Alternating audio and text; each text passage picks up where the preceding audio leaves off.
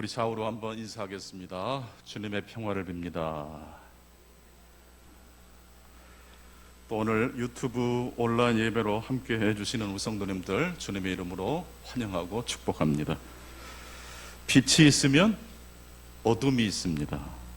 빛이 있는 곳에는 반드시 무엇도 있을까요? 그림자가 있습니다. 20세기 최고의 기독교 변증가 하면 떠오르는 인물이 있습니다. C.S. 루이스입니다. C.S. 루이스는 기독교 변증가였을 뿐만 아니라 유명한 작가이기도 합니다. 그리고 신실한 그리스도인이었습니다. 이 C.S. 루이스의 일대기를 다룬 영화가 있는데요. 그 영화의 제목은 섀도우랜드입니다.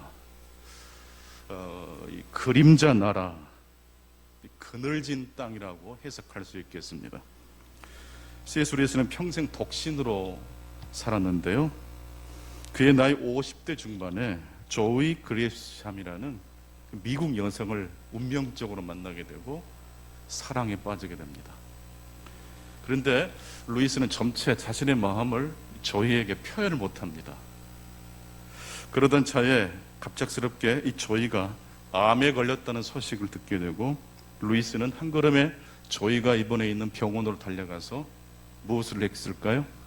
프로포즈를 합니다. 시간이 얼마 남지 않았다는 것이 루이스로 하여금 프로포즈 하는데 도움이 됐던 것입니다.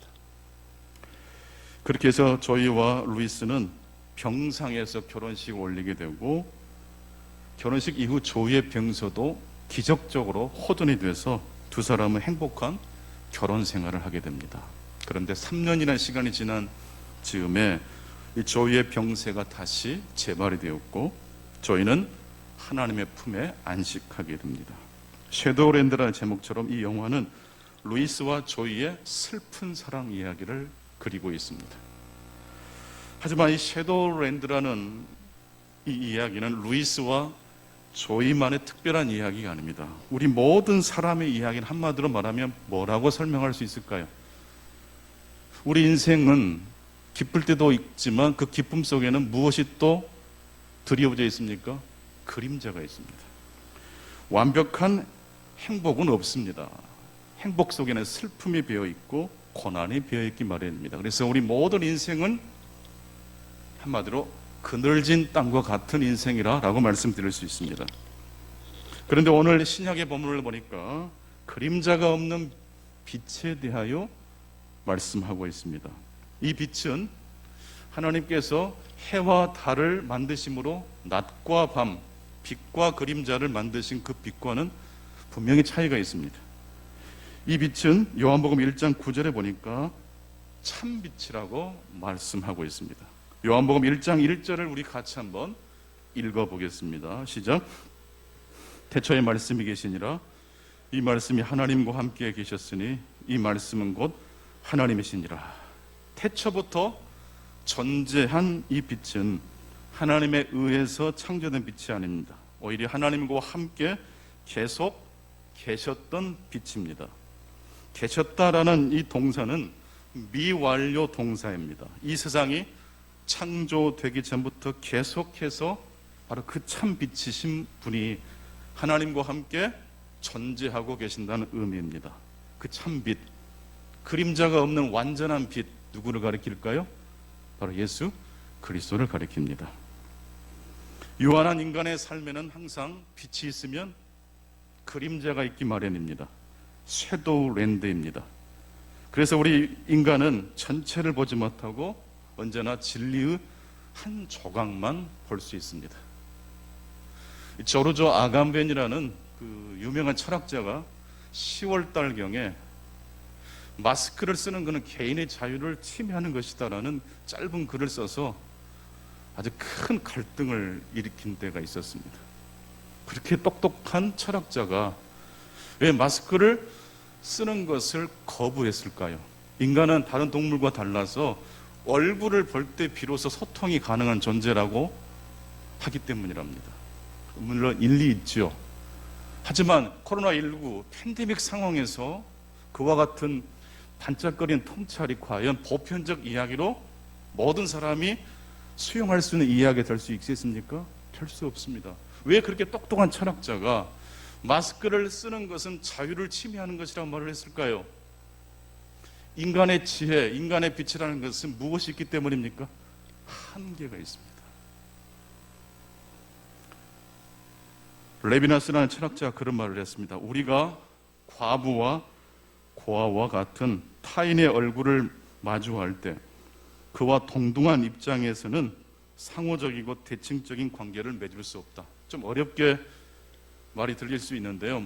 쉽게 설명하자면 우리가 서로 마주 봐도 서로의 얼굴을 동등하게 볼 수 없다는 이야기를 하고 있습니다.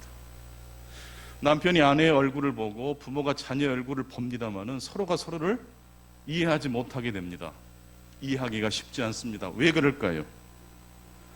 상대방의 진정한 얼굴을 보려면 내가 서 있는 자리에서 더 낮은 곳으로 내려가야 비로소 볼 수 있기 때문입니다. 손주랑 이야기하시려면 여러분들 답답하실 때 있죠. 근데 손주의 눈높이로 내려가시면 손주가 하는 이야기가 들립니다. 아내의 이야기를 듣고 남편의 이야기를 들으려면 서로 마주 보는 것으로는 안 됩니다. 내가 서 있는 자리에서 더 낮은 곳으로 내려가야 됩니다. 그럴 때 비로소 우리는 상대방의 얼굴을 볼 수 있다는 이야기를 합니다. 레비나스라는 이 철학자는 나치 수용소에서 정말로 갖은 모욕과 죽을 고비를 넘기면서 바로 이와 같은 생각을 합니다. 수용소에서 개를 한 마리 키웠는데 어느 날 이 개를 레비나스가 잘 키운다는 걸 알고 나치 군인이 그 개를 죽여버렸어요.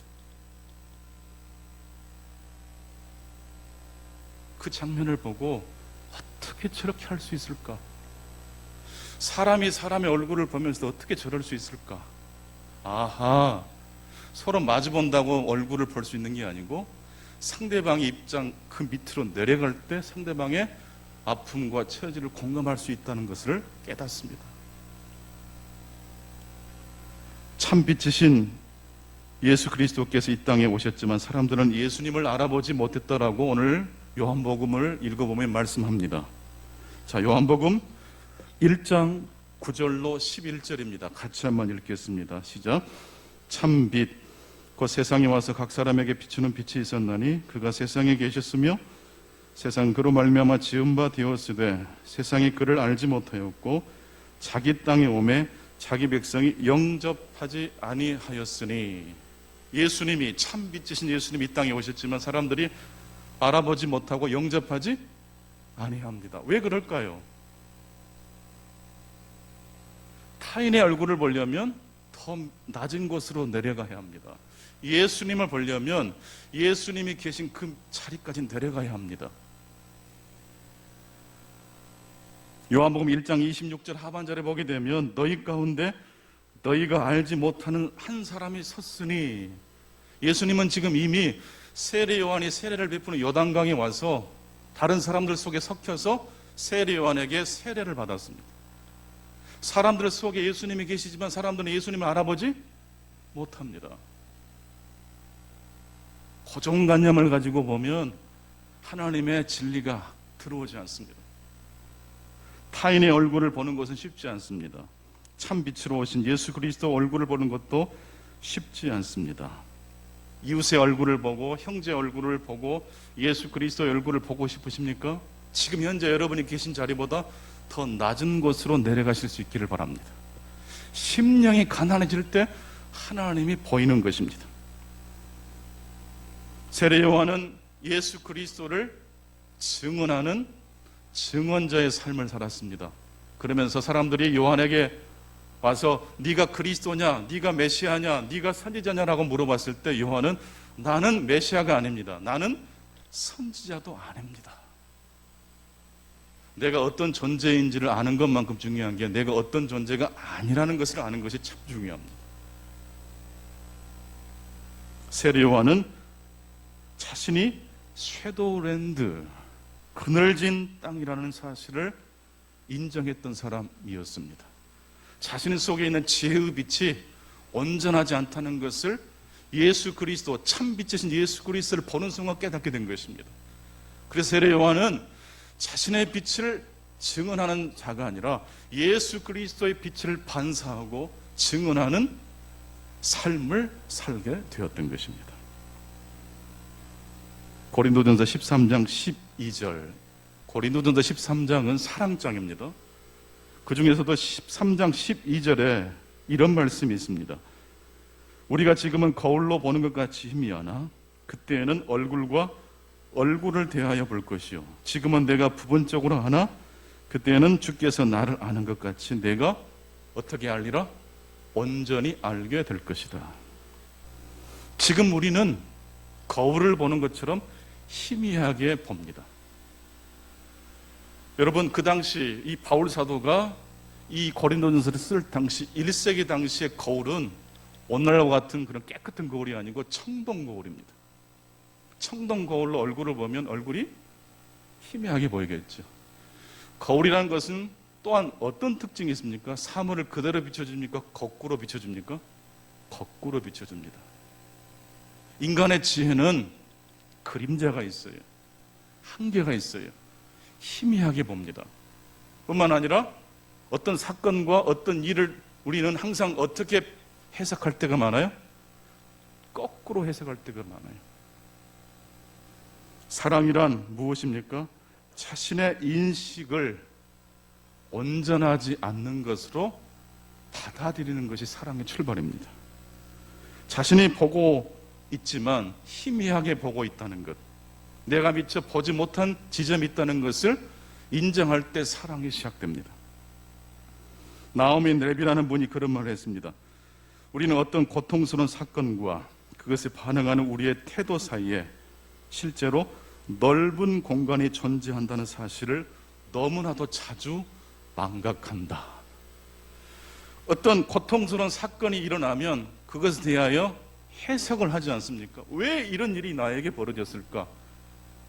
고통스러운 사건과 그에 대한 인간의 반응 사이에 무엇이 있을까요? 내가 보지 못하는 하나님이 예비해 놓으신 넓은 공간이 있다는 것입니다. 이걸 이해하지 못하고 알아차리지 못하면 실패한 사람은 그대로 쓰러져 버립니다. 고난이 밀려오면 그것을 내 인생은 이제 뒤집어졌구나 절망해 버립니다. 하지만 고통스러운 사건과 내가 그렇게 반응하는 것 사이에 하나님의 예비해 놓으신 무엇이 있어요? 넓은 공간, 내가 미처 보지 못한 하나님의 섭리가 있는 줄로 믿습니다. 세리요한은 자신이 광야에서 외치는 소리라고 이사야 선지자의 말씀을 인용해서 사람들에게 말을 하고 있습니다. 이사야 40장은 1장부터 39장까지는 이사야 선지자가 이스라엘의 심판을 이야기하는데 40장부터 66장까지는 이스라엘을 향한 하나님의 희망의 메시지가 선포됩니다. 만약 이사야 말씀을 39장까지만 읽고 다 읽었다고 생각하는 사람은 그 신앙의 결론을 무엇으로 내릴 수밖에 없어요? 하나님은 심판하시는 걸로 끝내는구나. 하지만 40장 1절에 보면 내 백성을 위로하라 라는 하나님의 위로가 선포되고 있습니다. 그리고 이사야 40장 3절에 보게 되면 광야에서 복음을 선포하는 외치는 자의 소리가 있다고 말씀하고 있습니다. 심판받아야 될 죄인들에게 무엇이 위로가 되고 희망이 될까요? 하나님의 용서와 사유하심입니다. 여러분, 이슬람 종교는요, 회개가 없어요. 용서라는 개념이 없어요. 그냥 율법주의예요. 도둑질한 손은 그냥 잘라버려요.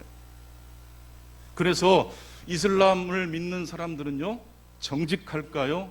끝까지 거짓말을 하려고 할까요? 바로 그거예요.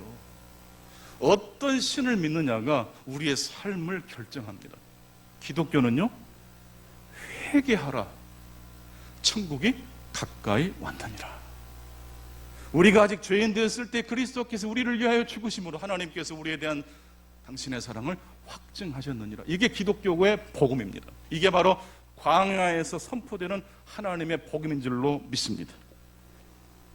물론 하나님의 용서는 그저 값없이 되는 건 아닙니다. 이사야 53장에 고난의 종이 우리를 대신하여 고난과 수치와 모욕을 받으심으로 우리의 죄가 용서받는다고 말씀하고 있기 때문입니다.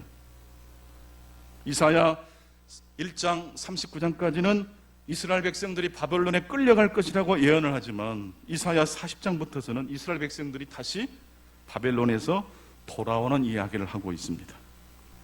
그리고 그 회복의 소식을 어디에서 선지자가 외치고 있습니까? 그 회복의 소식을 증거하는 장소가 바로 광야입니다. 왜 광야라는 표현이 나올까요? 바벨론과 이스라엘 사이에 뭐가 있는지 아세요? 광야가 있어요. 나라가 망했고 이제 성전도 무너졌으니 우리는 끝났다라고 해석하기 전에 바벨론과 이스라엘 사이에 뭐가 있다고요? 하나님의 예배 놓으신 넓은 곤고한 광야가 있습니다. 그 광야에서 외치는 자의 소리, 복음이 선포되고 있습니다. 이스라엘이 망했지만, 이스라엘이 바벨론에 끌려가지만 마침내 때가 차면 하나님이 이스라엘 백성들을 다시 돌아오게 할 것이다. 오늘 우리의 삶의 자리를 한번 돌아보십시다. 왜 나에게 이런 고통이 일어났을까? 어떤 큰 상처와 아픔이 있는 자리에 하나님은 반드시 무엇을 예비해 놓으셨을까요? 광야입니다. 세상은 오늘 또 우리들을 향해서 이렇게 속삭입니다. 너의 장점을 활용해라. 너만의 재능과 열정을 추구해라. 그리하면 길이 열릴 것이다. 이게 세상의 소리입니다. 하지만 우리 하나님은 우리에게 광야를 말씀하십니다. 우리의 모자람과 약점이 있는 광야로 나아가라. 왜냐하면 바로 그 낮은 자리에서 하나님의 음성이 들리기 때문인 줄로 믿습니다. 야생동물 보호 분야에서 가장 유명한 분이 앨런 라비노비치라는 분이십니다. 야생동물 보호 분야의 인디아나 존스라고 불리는 분이십니다. 고양이과 동물들을 특히 사랑하셔서 멸종위에 봉착한 제규어, 호랑이, 표범 이 사자들을 적극적으로 보호하고 그들이 활발하게 자유롭게 활동할 수 있도록 그런 서식지 확보를 위해서 노력을 하신 분입니다. 근데 어떻게 해서 이 앨런 라비노비치라는 이분이 이렇게 동물 보호 분야에 세계적인 석학이 되셨을까요? 그것은 그의 장애 때문이라고 합니다.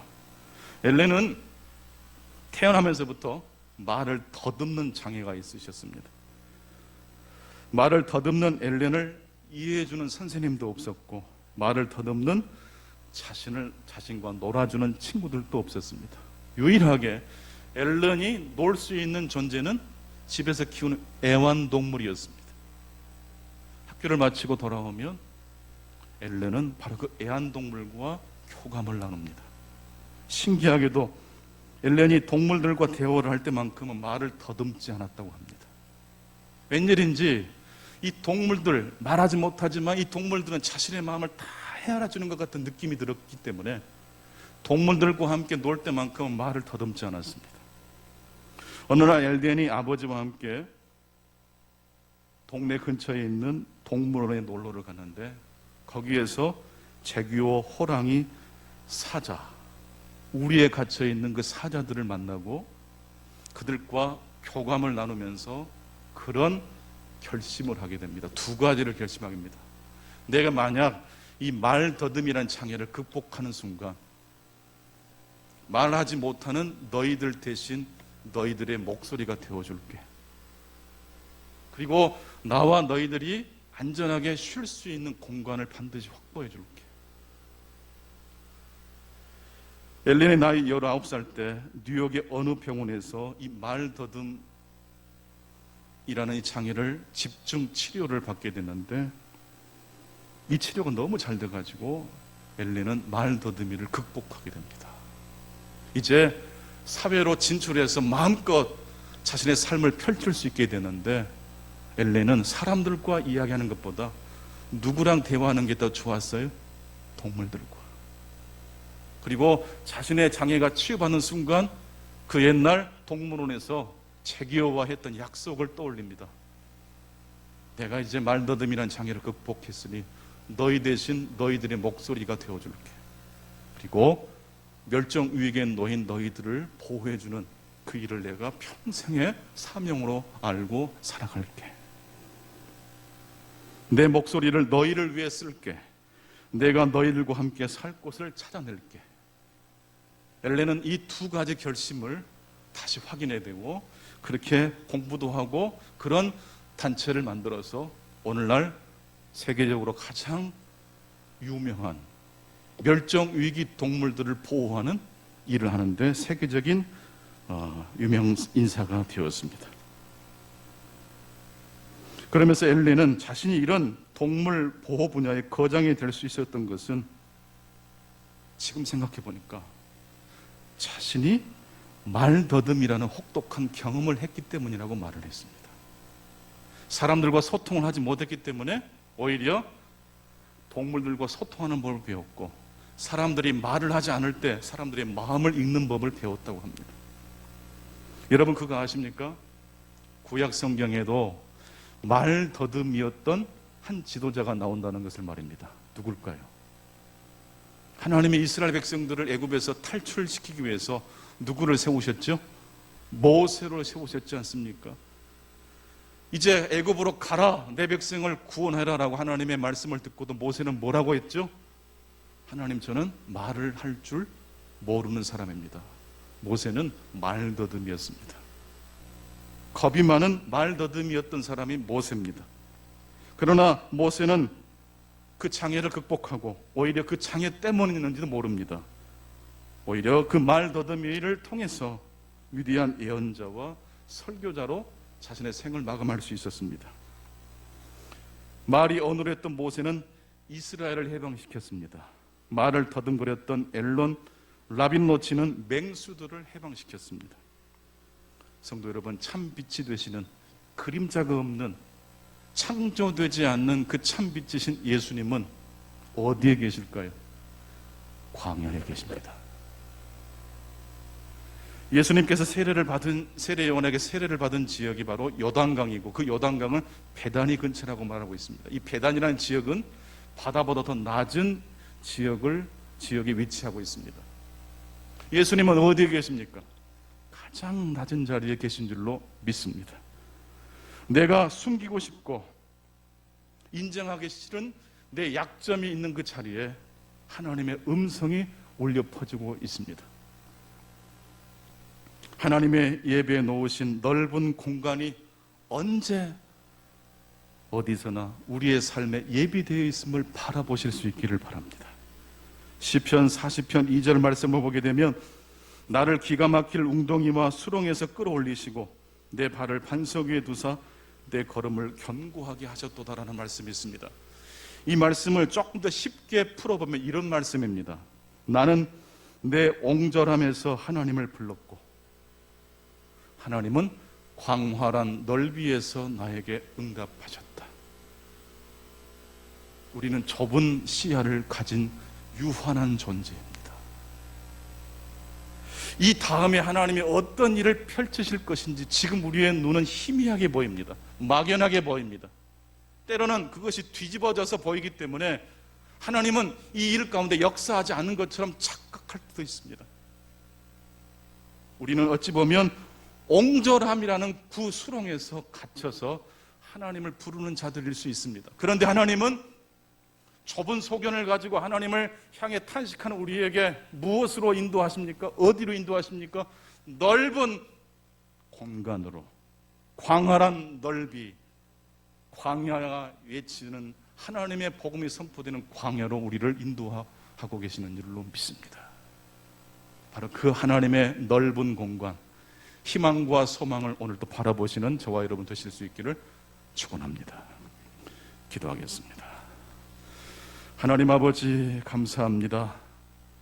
대림절 이 기간 동안 예수 그리스도를 참 빛으로 오신, 그림자가 없고 온전하게 이 모든 역사를 바라보시고 우리의 운명과 미래를 다 꿰뚫고 계신 예수 그리스도를 마음 깊이 영접할 수 있게 하시고, 그 예수 그리스도를, 그 희망의 소식을 선포했던 광야에 외치는 자의 소리를 저희들도 들을 수 있도록 도와주시옵소서.